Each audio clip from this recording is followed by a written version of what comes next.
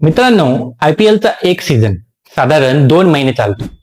पण या 2 महिन्यात जो पैशांचा खेळ होतो तो पाहून जगातील मोठे बिझनेसमॅन सुद्धा चक्रावून जातात.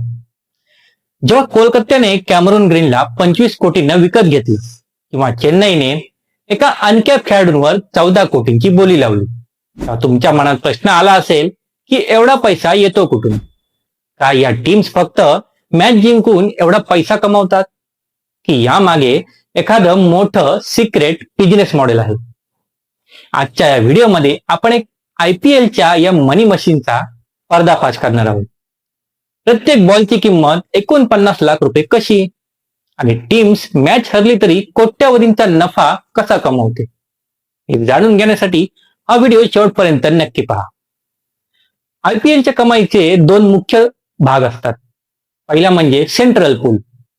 यातला सर्वात मोठा वाटा असतो ब्रॉडकास्टिंग राईट्सचा. तुम्ही टीव्हीवर स्टार स्पोर्ट्सवर मॅच बघता किंवा मोबाईलवर जिओ सिनेमावर, यासाठी या कंपन्यांनी बीसीसीआयला 2023 ते 2027 या 5 वर्षांसाठी तब्बल 48,390 कोटी रुपये दिले आहेत.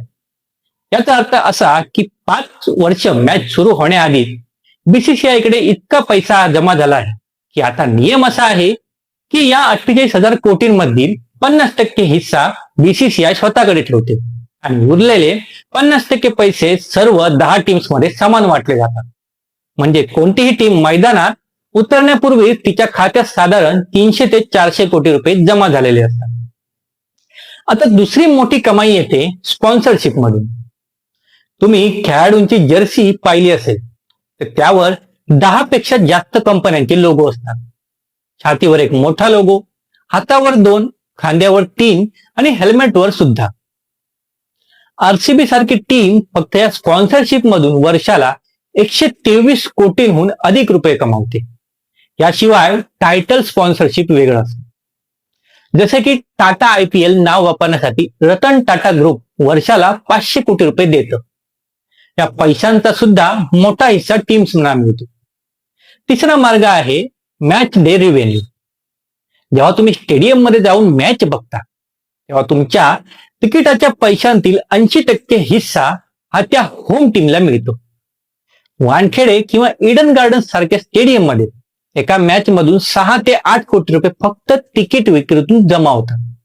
पण हे फक्त तिकिटापुरतच मर्यादित नाही, तर तुम्ही स्टेडियम मध्ये जे वडापाव किंवा शीतपेय घेता त्यातून टीम्सना कमिशन मिळतं.